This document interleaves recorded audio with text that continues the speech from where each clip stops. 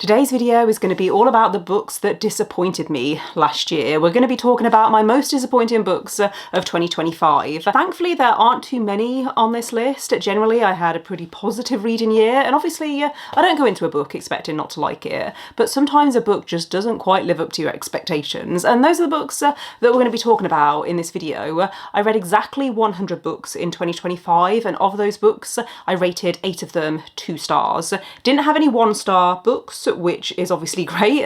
Let me know in the comments how many books you rated 2 stars or below last year, because I'm trying to work out whether 8% is a good percentage or whether I need to get better at DNFing. I did DNF a fair number of books last year, but I only tend to really DNF audiobooks if I'm not enjoying that style of consuming a book. There's only one book actually that I would consider a significant DNF last year, and that was Gifted and Talented by Livy Blake, which I didn't end up rating because I got halfway through, felt like I'd got everything out of the book that I possibly could. It was very character driven. It's about these 3 siblings whose father passes away at the start of the book, and they're all waiting to find out who is going to inherit his company. And yeah, it was very character driven, and I thought the characters were very well realised, but I just didn't care to read or listen to another many hours of the book. I felt like I'd got everything out of it that I possibly could. And also there was like a shift at a certain point, and I could kind of see what direction the narrative was going in, and yeah, didn't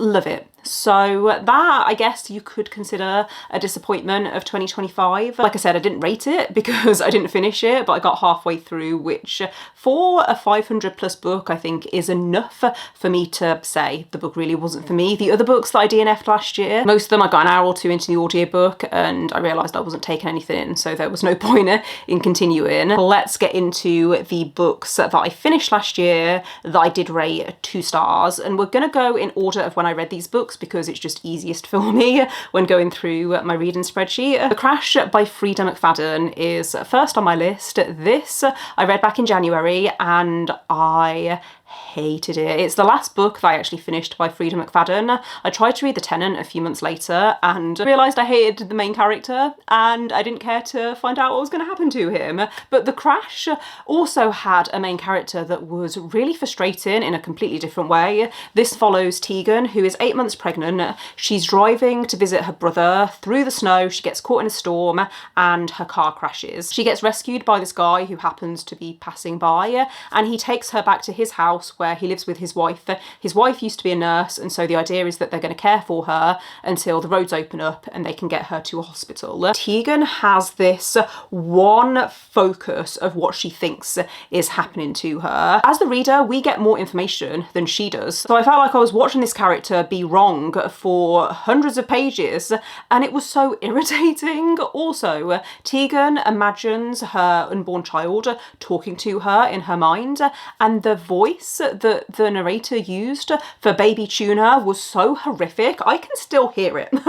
That voice is going to haunt me, I think, forever. I also hated the direction that this went in. The ending was awful. Obviously no spoilers, but I do not appreciate that. I don't think this book did a very good job of discussing mental health. And I know it's a popcorn thriller. Frida McFadden knows her audience very well, and I think that's why she's so popular. It was the actual story in this that I despised. And I do have a full spoilery review for this on my channel. If you want to check that out, I'll leave it linked in the cards and in the description. But yeah, this was my first disappointment of the year, because even though I'm not a Frida McFadden super fan, I have enjoyed some of her books. Never Lie is still my favourite by her. That one I think I gave a 3.5 stars, and then I also liked the first few Housemaid books. Everything else I've read from her has been underwhelming or offensive. Next up we have Ministry of Time by Callie-Anne Bradley. This is, I think, marketed as a literary sci-fi, and that's why I was interested in it, because I had a lot of luck with sci-fi last year. I read a lot of sci-fi books that I really enjoyed, but this one felt a bit messy to me. It felt like it was trying to be all of these different things. It was trying to combine all of these different genres, and it wasn't doing anything particularly well, in my opinion. It follows a main character who works for the British government, where they have discovered time travel, and so they're bringing forward as a test people from the past who died in their timelines. So they're bringing them forward, and the idea is that they're not going to affect anything in the past because these people would have died anyway. Our main character is allocated as a handler for one of these people, and I think if it had just focused on that aspect, if this had been commentary around the ethics of time travel, there's a moment that I really liked where one of these time travelers, one of these people from the past, was talking about how they feel this pressure to make something of their life because they've been given this second chance. If it had been more along those lines and it had really honed in on that element, then I think I could have really loved this. However, it wasn't just a sci-fi, it was also a romance, and then it was also a thriller, and the thriller element I really didn't like. The ending just went off the rails and it was really messy and chaotic in my opinion. So I ended up feeling just a little bit disappointed because I think this had so much potential. I believe this was a debut, but I would be open to reading future books by this author. I think I would just look into reviews first. The Fallen and the Kiss of Dusk by Carissa Broadbent was my most anticipated sequel for 2025, and it was a huge disappointment. I can't believe I went from giving the first book in this duology 4.5 stars to giving this book 2 stars. Every single book that I've read by Carissa Broadbent up until this point had been a 4 or a 5 stars. I love The Crowns of Niaxia World. If you don't know, this is a vampire romantasy, which is split into these different duologies. The first 2 books follow one couple, books 3 and 4 follow a different couple, and then you have these standalones that follow other couples, and they feed into the main story. But I actually quite enjoyed The Songbird and the Heart of Stone when I read it in 2024. I had a lot of fun with it. I thought the characters had a lot of trauma and a lot of things that they needed to work through, and I thought there was chemistry there. I thought there was potential for me to really love them as a couple. Obviously I can't go into too much detail because of spoilers, but book 1, The Songbird and the Heart of Stone, ends on such an intense moment, and I was expecting that intensity to continue into the sequel. I found it really underwhelming. I felt like things were being rushed. I didn't really feel anything towards the main romance anymore. I think this is one of the few books where Carissa Broadbent doesn't maintain the tension between the characters. I was also quite bored. I felt like this was very repetitive and a bit pointless, and we were focusing on this quest type story that I just didn't care about. All of the other stuff that was happening in the background I thought was really interesting. If we'd focused on that, then I think I would have liked the book more. Carissa Broadbent usually writes these incredible slow burns that make you feel so emotionally invested in the characters, and I'm hoping that that's going to come back in the final 2 books. Fingers crossed, because if I end up hating them too, then I'm going to be really disappointed. Next up we have another of my anticipated releases for 2025, and that is Catabasis by R.F. Kuang. I almost DNF'd this about the 20% mark, but then there was something that happened that brought me back in, and I ended up finishing it, but I was quite bored throughout most of the middle of this.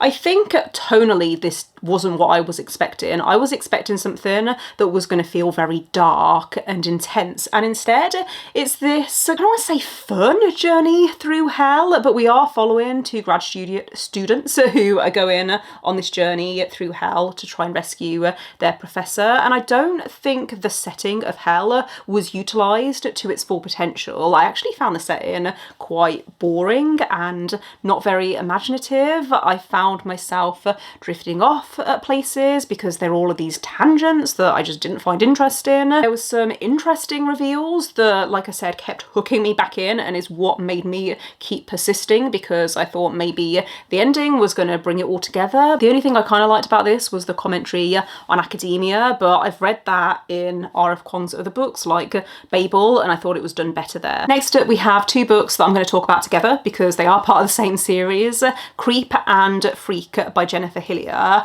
I think there was also meant to be a 3rd book in this series, but it was never published, just based on the way that the 2nd book ends.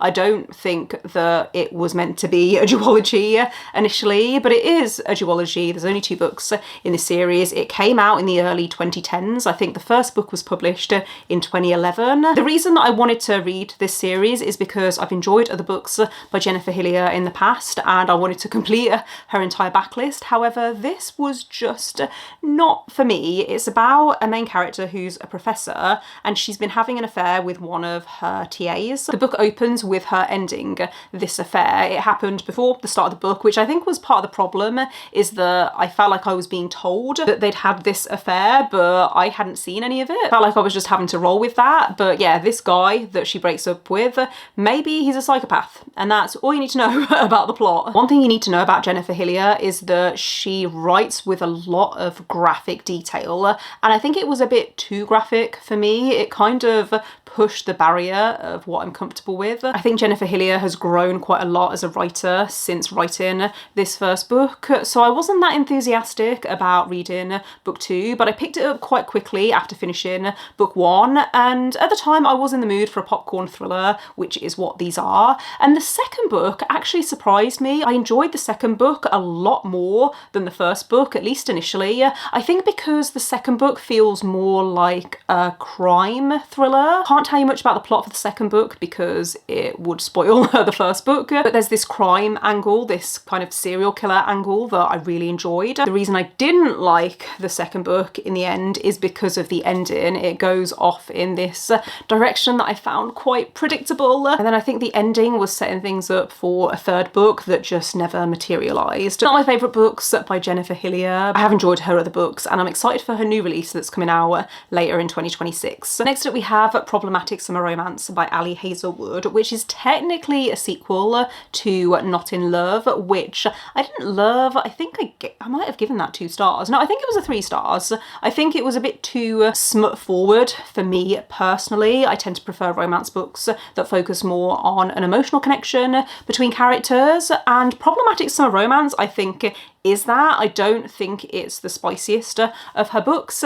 However, there was something about the characters that really grated on me. If you don't know, this is following Maya, who is in her early 20s, and she has a thing for her older brother's best friend, who is 15 years older than her, so there's a significant age gap between them. That wasn't the issue. The issue for me is that Maya was a bit of a brat. Before the start of the book, she has this friendship with Connor, the male love interest, and he turns around to her and says, look, I'm a bit uncomfortable with how close we're becoming. I think we need to have some distance because it feels inappropriate. The book then picks up several months later, and they're both in Italy for her brother's wedding, and I found it really frustrating how Maya was so fixated on this guy. It felt like the whole book was her trying to convince this guy to be with her, and in my opinion, if you have to convince someone to be with you, then they're not worth it. The whole dynamic just felt really off to me. I didn't find it enjoyable. I felt like the book was trying to convince us that these two characters were compatible, but I wasn't buying it. I found this really repetitive, and yeah, it's one of my least favourite books by Ali Hazelwood. The final book on my list is one that I read in December, so fairly recently. That is Night Watching by Tracy Sierra. Now, I do want to say I would still recommend this book, even though it wasn't what I wanted or expected. I think some people could still enjoy this one. I was expecting this to be a home invasion thriller suspense. I was expecting it to be along the lines of a Ruth Ware book or even a Taylor Adams book, and it wasn't either of those. This isn't a mystery, and I think as well that was something that I was expecting. It follows a woman who lives with her 2 children in this very isolated house. They do have neighbours, but those neighbours aren't super close to them. It's the middle of the night at the start of the book when she's just put her son back to bed because he's woken up from a nightmare, and she hears a noise on the stairs and realises that there's an intruder in her house. That's how the book starts. However, it didn't really focus enough on the home invasion, in my opinion. It was much more about this main character and her past, how she's been treated and how she's been made to feel like she's overreacting when someone has made her feel uncomfortable and where people haven't believed her. It delves more into her psyche and her mindset. It just wasn't what I wanted. I didn't feel that much tension. At one point she gives this intruder a nickname, and I couldn't help but think, why are we doing this? I think if you're a parent, then maybe you would relate to the main character a bit more, because she is very much driven by her love for her children, and I could empathise with her. However, I felt quite distant from the characters, and I think that affected my enjoyment. That does bring me to the end of this video, so thank you for watching. If you made it this far, let me know in the comments any of your most disappointing books of 2025. Let me know if you've read any of the books that I've talked about in this video, and if if you agree with me. Don't forget to give this video a thumbs up if you enjoyed it. Click subscribe if you would like to see more videos from me. But otherwise, I will see you next time. Bye.